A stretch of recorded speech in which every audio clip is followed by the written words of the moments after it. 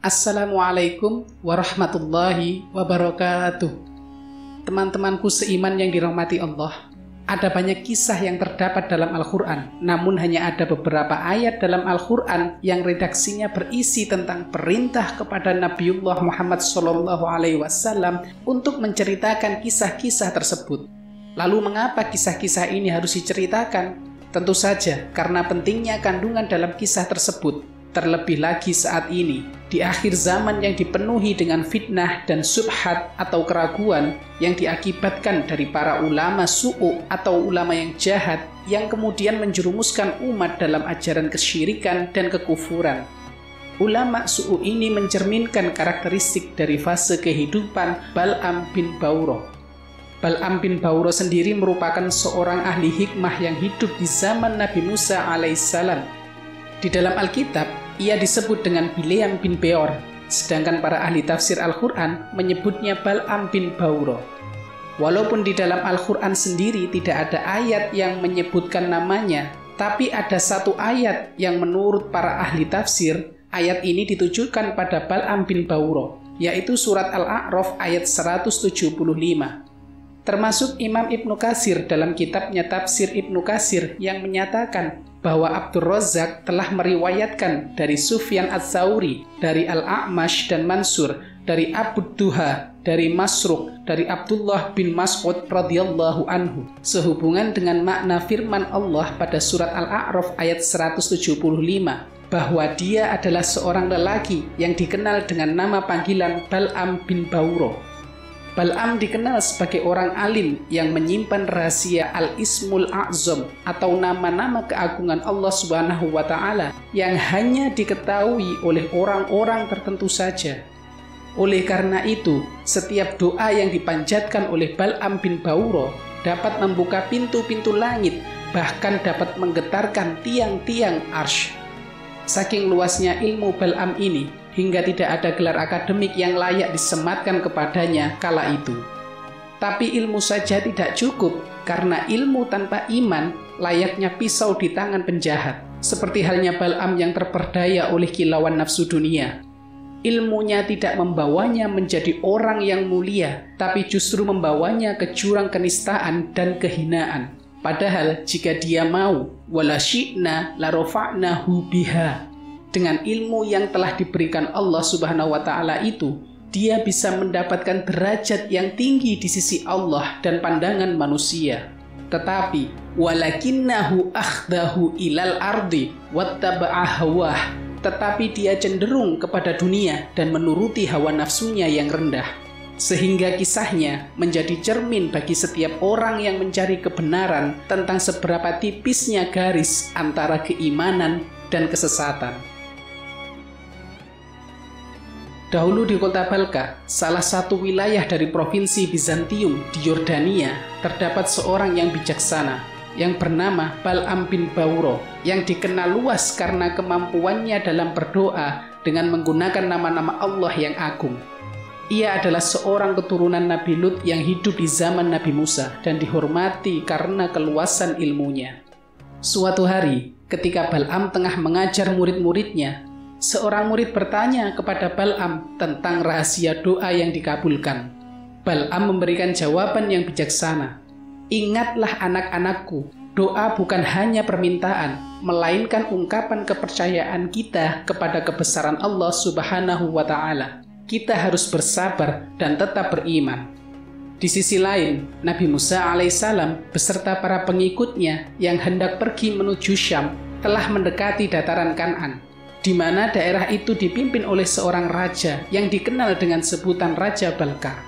Lalu para pemimpin kabilah di istana raja merasa cemas dengan kedatangan Nabi Musa beserta para pengikutnya. Mereka khawatir bahwa kehadiran Nabi Musa akan mengancam kekuasaan mereka. Lalu salah satu pemuka dari mereka mengatakan, kedatangan Musa dan para pengikutnya akan mengubah segalanya. Kita harus segera bertindak. Kemudian mereka sepakat untuk meminta bantuan dari Bal'am yang terkenal akan doanya yang mustajab, agar ia mendoakan untuk kebinasaan Nabi Musa dan pengikutnya. Lalu mereka mengutus seorang delegasi untuk pergi ke rumah Bal'am. Ketika delegasi itu datang ke rumah Bal'am, mereka mengungkapkan permintaannya dengan penuh harapan. Wahai Bal'am, engkau yang selalu terkabul doanya, bantulah kami, doakan agar Musa dan pengikutnya binasa, kata seorang delegasi itu. Bal'am dengan tatapan teduh namun tajam, kemudian menanggapi permintaan mereka. Apakah kalian menyadari bahwa Musa adalah utusan Allah? Bagaimana mungkin saya mendoakan kebinasaan untuk seorang nabi? Di sini Bal'am menolak permintaan mereka dengan tegas. Tidak, saya tidak bisa membantu kalian dalam hal ini. Saya tidak akan memusuhi seorang utusan Allah. Lalu delegasi itu berkata, ingat Bal'am, doamu ini akan dihargai sangat tinggi oleh raja. Engkau bisa meminta berapapun yang kau minta, dan posisi apapun yang kau suka. Kau akan menyesal menolak tawaran ini. Jadi diskusikanlah dulu dengan istrimu. Meskipun delegasi itu pulang tanpa hasil, tetapi tawaran mereka telah menimbulkan kebingungan dalam hati Bal'am. Tekanan dari kaumnya terus berlanjut, dan janji-janji harta serta kedudukan mulai menggoda hati dan pikiran Bal'am. Di suatu tengah malam, saat Bal'am masih terjaga karena kegelisahan dalam hatinya, istrinya mendekat dan bertanya, "Mengapa engkau begitu resah, suamiku?" Lalu Bal'am kemudian berbicara kepada istrinya tentang kekhawatirannya. "Aku dihadapkan pada pilihan yang sulit. Kaum kita mendesakku untuk mendoakan kebinasaan Musa. Tetapi aku tahu bahwa hal itu adalah salah." Lalu istrinya dengan nada yang penuh pertimbangan menyarankan kepada Bal'am, lalu berkata, "Tapi bukankah dengan itu kita bisa mendapatkan kekayaan dan kedudukan? Aku sudah tidak tahan dengan kondisi kita, dan kau harus memikirkannya." Bal'am hanya terdiam, menatap langit malam yang luas. Hatinya terbelah antara kebenaran yang ia yakini dan godaan yang menghimpitnya. Inilah awal dari pengujian iman terbesar dalam hidupnya. Malam demi malam dilalui Bal'am dengan kegelisahan batin yang semakin mendalam.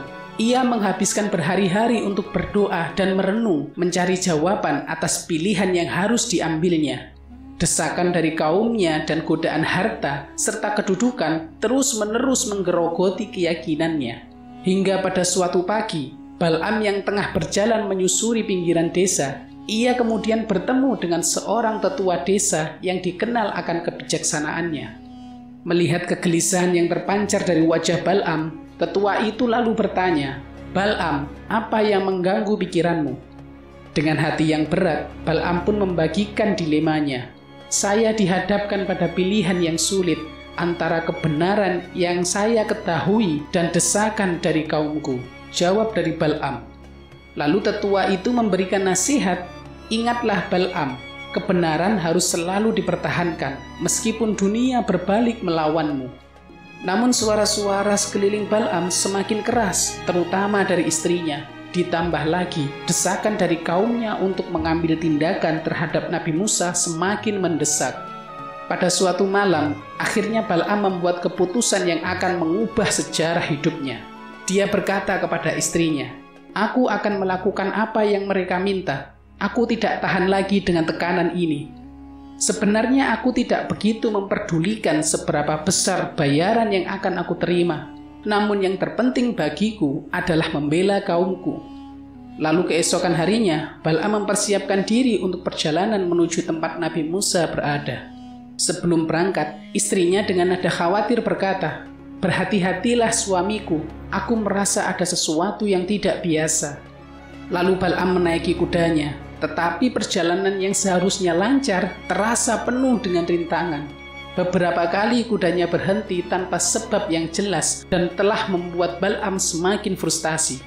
Dan di dalam salah satu insiden, ketika kudanya terjatuh, Bal'am memukul kudanya itu dengan keras. Tiba-tiba terjadi sesuatu yang ajaib. Kudanya berbicara kepadanya, "Mengapa engkau memukulku, Bal'am? Bukankah kau tidak melihat jika ada malaikat yang menghalangi jalanku?" Bal'am terkejut mendengar kudanya berbicara, namun kekecewaan dan keinginan yang besar untuk memenuhi permintaan kaumnya membuatnya tetap melanjutkan perjalanan. Hingga akhirnya Bal'am tiba di puncak Bukit Husban, tempat di mana dia melihat Nabi Musa dan para pengikutnya dari kejauhan. Disinilah Bal'am bersiap untuk mendoakan keburukan kepada Nabi Musa. Dia kemudian mengangkat tangannya ke langit, mulutnya mulai mengucapkan kata-kata doa. Ia berdoa kepada Allah Subhanahu wa Ta'ala agar Nabi Musa alaihissalam tidak bisa memasuki kota Balqa dan tidak tanggung-tanggung. Agar lebih ampuh doanya, Bal'am menyebutkan Al-Ismul Azam dalam doanya, dan benar saja doanya dikabulkan. Dampaknya, para pengikut Nabi Musa kini mereka tidak lagi memiliki keteguhan hati kepada Allah. Lalu muncul propaganda di antara mereka bahwa kini tanah Kan'an telah dikuasai oleh para raksasa dan mereka menolak untuk pergi ke sana, kemudian memberontak terhadap perintah Allah Subhanahu wa Ta'ala. Akibatnya, Allah Subhanahu wa Ta'ala menghukum mereka untuk tetap mengembara dan tersesat di padang pasir Gurun Sinai selama 40 tahun. Hukuman ini menjadi azab yang menyebabkan para pengikut Nabi Musa alaihissalam hampir punah. Menghadapi situasi yang seperti ini, membuat Nabi Musa alaihissalam mengadu kepada Allah Subhanahu wa Ta'ala.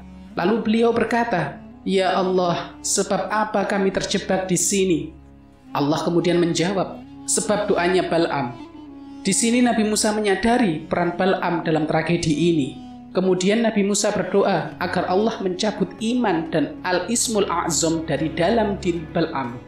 Lalu Allah benar-benar mencabut apa yang dimiliki Bal'am, imannya, pengetahuannya, Al-Ismul A'zamnya, dan doa Nabi Musa pun dikabulkan. Saat itu terjadi, tampak cahaya berbentuk merpati putih keluar dari tubuh Bal'am. Inilah yang disebut dengan fansalakha minha dalam surah Al-A'raf ayat 175 sebagai simbol pencabutan iman dan ilmu yang dimiliki oleh Bal'am bin Ba'urah. Bal'am yang sekarang kehilangan segalanya menyaksikan konsekuensi dari tindakannya. Dia menyadari bahwa pengkhianatannya tidak hanya terhadap Nabi Musa, tetapi juga terhadap Allah Subhanahu wa Ta'ala. Rencana jahatnya telah terbalik. Rencana jahatnya telah berbalik melawan dirinya sendiri, membawanya pada kehancuran total. Hidup Bal'am kini berubah drastis. Ia yang dulu dihormati sebagai seorang ulama dan memiliki kelebihan ilmu, kini telah kehilangan segalanya. Cahaya ilmu dan keimanan yang pernah bersinar dalam dirinya telah padam. Bal'am hidup dalam penyesalan yang mendalam. Dia merenungkan kesalahannya dan mengingat kata-kata bijaksana yang pernah diajarkan oleh orang-orang yang beriman kepadanya. Keinginannya untuk memperbaiki diri dan bertobat menjadi semakin kuat. Tetapi takdir telah menuliskan akhir yang tragis bagi Bal'am bin Ba'urah. Allah telah mencabut segala kemampuannya dan dia menjadi layaknya seekor anjing. Lidahnya yang dulunya fasih dalam berdoa dan pengajaran, kini hanya bisa menjulur keluar sampai dada. Bal'am hidup bagai seekor anjing liar, menjalani hari-harinya dengan lidah yang menjulur panjang, menjadi simbol kesombongan dan pengkhianatan. Setiap kali dia mencoba mengeluarkan suara atau berbicara, hanya suara gonggongan yang keluar dari mulutnya. Akhirnya, ilmu pengetahuan yang dianugerahkan bukan untuk dijadikan kebanggaan atau kesombongan. Lihatlah Bal'am, sang ahli hikmah yang berakhir tanpa iman. Na'udzubillah. Wassalamualaikum warahmatullahi wabarakatuh.